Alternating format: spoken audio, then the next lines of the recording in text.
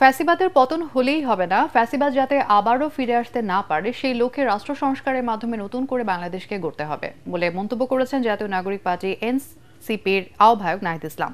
দেশ গড়তে জুলাই পদযাত্রার সপ্তম দিনে নাটোরে অনুষ্ঠিত পথসভায় তিনি একথা বলেন। পদযাত্রার অংশ হিসেবে দুপুরে রাজশাহী থেকে নাটোর শহরে পৌঁছান এনসিপি নেতারা। শহরের প্রবেশ মুখ থেকে সমাবেশ স্থলে যাওয়ার পথে শত শত মানুষ তাদের বরণ করে।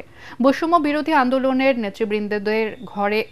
নেতৃবৃন্দদের ঘিরে মানুষের মাঝে ব্যাপক আগ্রহের সৃষ্টি হয়েছে। নাটোরে পদযাত্রা শেষে এনসিপি নেতৃবৃন্দ যাবেন পাবনা ও সিরাজগঞ্জে।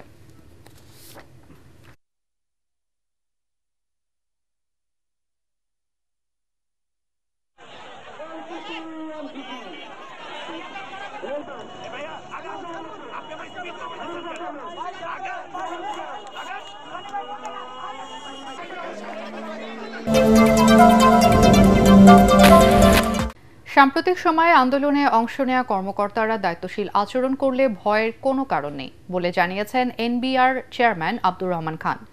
তবে যারা সীমা লঙ্ঘন করেছে তাদের বিষয়টি ভিন্নভাবে দেখা হবে বলে উল্লেখ করেন তিনি বলেন, ব্যক্তির চেয়ে রাষ্ট্রের স্বার্থ বেশি। ঢাকা কাস্টমস হাউস পরিদর্শনে এসে এসব কথা জানান এনবিআর চেয়ারম্যান মোহাম্মদ আব্দুর রহমান খান। অর্থনীতির মূল চাকা কাস্টমস উল্লেখ করে এনবিআর চেয়ারম্যান বলেন, যে কোনো পরিস্থিতিতে কাস্টমস সচল রাখতে হবে, কোনো অবস্থায় বন্ধ করা যাবে না। ব্যবসায়ীরা যেন সব সুবিধা পায়, কর্মকর্তাদের সেই নির্দেশনা দেওয়া হয়েছে।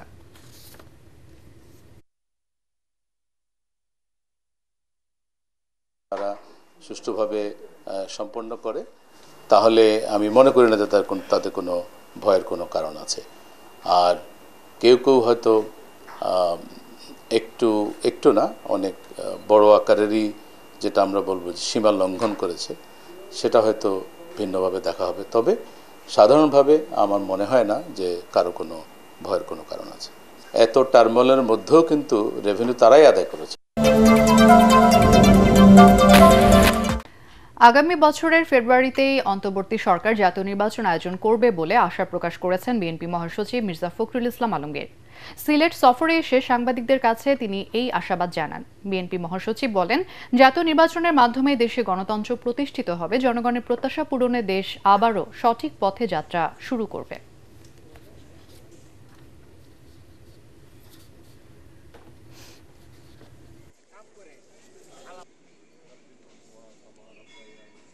জুলাই আগস্টের শহীদ হয়েছেন তাদের প্রতি আমি শ্রদ্ধা জানাচ্ছি, যারা আহত হয়েছেন তাদের প্রতি সমবেদনা জানাচ্ছি। আমাদের প্রায় 60 লক্ষ নেতাকর্মীদের বিরুদ্ধে মিথ্যা মামলা হয়েছে, আমাদের কয়েক হাজার নেতাকর্মীকে হত্যা করা হয়েছে, 1700-র উপরে মানুষকে গুম করা হয়েছে। সেখানে আমাদের সিলেটের অত্যন্ত সাহসী নেতা ইলিয়াস আলীও গুম হয়েছেন। লন্ডনে ভারপ্রাপ্ত চেয়ারম্যান জনাব তারেক রহমানের সঙ্গে প্রধান উপদেষ্টা প্রফেসর ইউনূসের যে বৈঠক হয়েছে, আমরা সবাই আশাবাদী যে এই নির্বাচনের মধ্য দিয়ে দেশ জাতি গণতন্ত্রে ফিরে যাবে এবং জনগণের যে গণতান্ত্রিক অধিকার সেটা প্রতিষ্ঠিত হবে। নির্বাচন পেছানো নয়, লেভেল প্লেইং ফিল্ড ছাড়া জামাত ইসলাম যেনতেনভাবে নির্বাচন আয়োজনের বিপক্ষে বলে জানিয়েছেন দলটির সেক্রেটারি জেনারেল মিয়া গোলাম পরওয়ার। মহাসমাবেশের প্রস্তুতির অংশ হিসেবে সরওয়ার্দী উদ্যান পরিদর্শন শেষে তিনি একথা জানান। গোলাম পরওয়ার বলেন, সুষ্ঠু নির্বাচন আয়োজনে সরকারের নিরপেক্ষতা নিয়ে জনমনে সংশয় রয়েছে, তাই লেভেল প্লেইং ফিল্ড নিশ্চিতে সরকারকে উদ্যোগী হওয়ার তাগিদ দেন তিনি।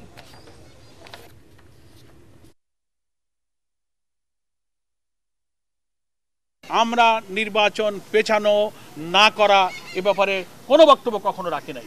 বক্তব্যটা বুঝতে হবে।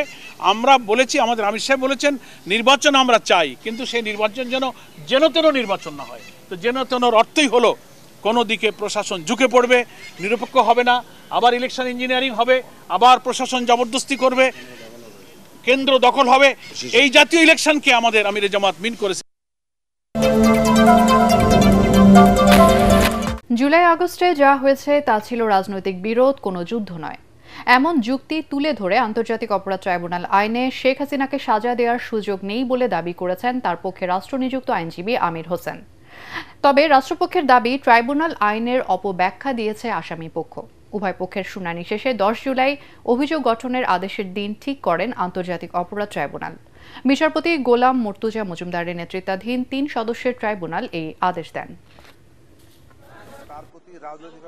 উনি যে উস্কানিমূলক বক্তব্য এবং অর্ডার দিয়েছেন লেথাল উইপন ব্যবহার করে হত্যা, সেই অর্ডারটা তখনও চলছিল। উনি চলে গেছেন, কিন্তু ওনার অর্ডারের এক্সিকিউশনটা, অর্ডারের প্রিভিলেন্সটা তখনও বিদ্যমান ছিল। এজন্য ওই অর্ডারের ফলশ্রুতিতে এই ঘটনাগুলো ঘটেছে। এই 3 জনের বিরুদ্ধে 5টি সুনির্দিষ্ট অভিযোগ আনা হয়েছে। সেই 5টি সুনির্দিষ্ট অভিযোগ থেকে ওনারা অব্যাহতি চেয়েছেন এবং আমরা প্রসিকিউশনরা অভিযোগ গঠনের জন্য আবেদন করেছি। সেটির উপরেই আদেশ হবে আগামী 10 জুলাই 2025।